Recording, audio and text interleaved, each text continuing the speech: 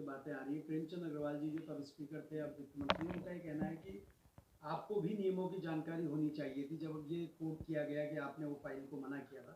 Sir पूरा हुआ क्या था, आपके पास कितनी बार ये फाइल आई, क्या कुछ आया आपके समय की अगर बात करें?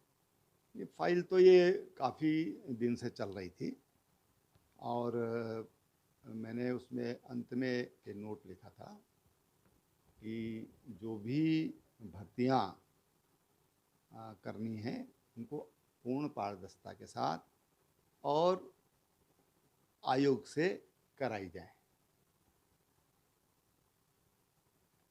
फिर मार्च के महीने में मैं हट गया। उसके बाद क्या हुआ उसकी जानकारी मुझे नहीं है। ये अभी अभी जब समाचार पत्रों के माध्यम से मुझे जानकारी मिली कि विधानसभा में भर्तियां हुई हैं और तथाकथित रूप से उसमें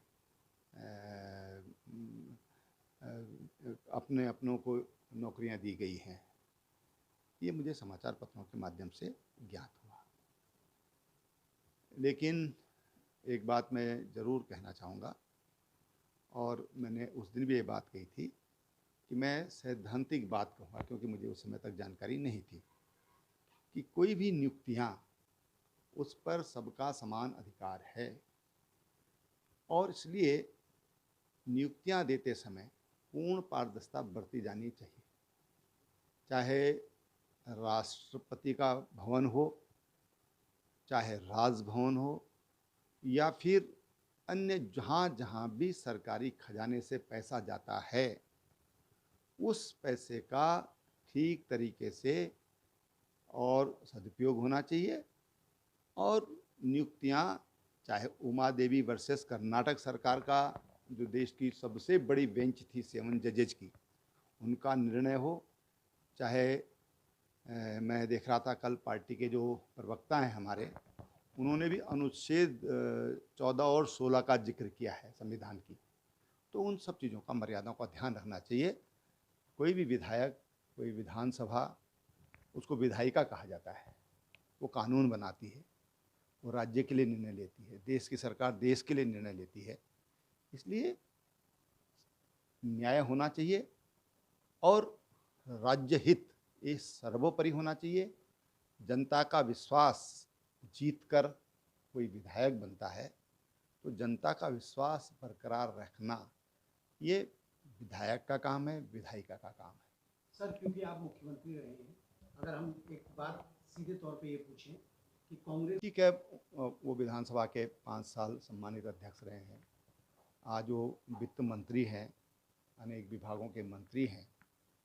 उन्होंने किस परिप्रेक्ष्य में ये बात कही ये मैं नहीं कहता, लेकिन भारतीय जनता पार्टी, हमारा केंद्रीय नेतृत्व, जब मैं मुख्यमंत्री बना और मैं माननीय प्रधानमंत्री जी को मिलने गया तो उन्होंने मुझे 1 मिनट में एक ही बात कही थी, त्रिवेंद्र, मैंने घर परिवार इसलिए नहीं छोड़ा है कि मुझे अपने पराया को देखना है, मैंने घर परिवार इसलिए छोड़ा है कि मुझे देश को आगे बढ़ाना है।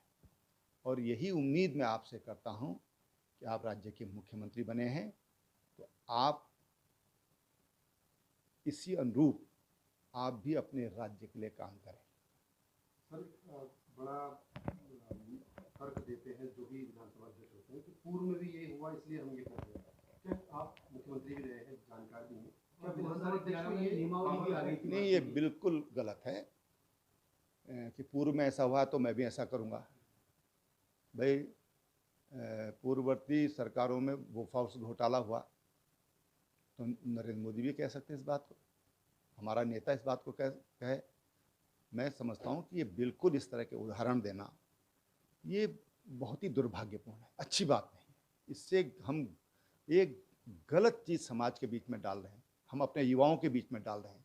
जो बच्चे पैसे देकर भर्ती होंगे, कल वो कहेंगे हमने पैसे देकर भर्ती हुए हैं, हम भी रिश्वत खाएंगे, हम भी रिश्वतखोरी करेंगे, तो उनको माफ़ कर दिया जाएगा क्या? कदापि माफ़ नहीं किया जा सकता। और ये भ्रष्टाचार, ये दीमक राज्य को खोखला कर देगा। सर राज्य सर, बनने एक के सवाल बाद ये से है। ही देखें, राज्य बनने के बाद से ही देखें तो कई तरह के जो प्रकरण है वो सामने आए घोटाले के। युवाओं में खासतौर से बेरोजगार युवाओं में कैसे विश्वास बनेगा? देखिए भाई, ऐसा है कि मुझे भी लगभग 15 वर्ष इस विधानसभा के अंदर में रहा हूँ, विधायक के रूप में, फिर मंत्री के रूप में, फिर मुख्यमंत्री के रूप में। हमने एक कोशिश की कि हम इस भाई भतीजावाद से ऊपर उठ करके निर्णय लें। मैं समझता हूं कि जो भी जनप्रतिनिधि हैं वो परिवार के प्रतिनिधि नहीं हैं, वो जनता के प्रतिनिधि हैं, और जनता वो भी जिन्होंने उनको वोट दी।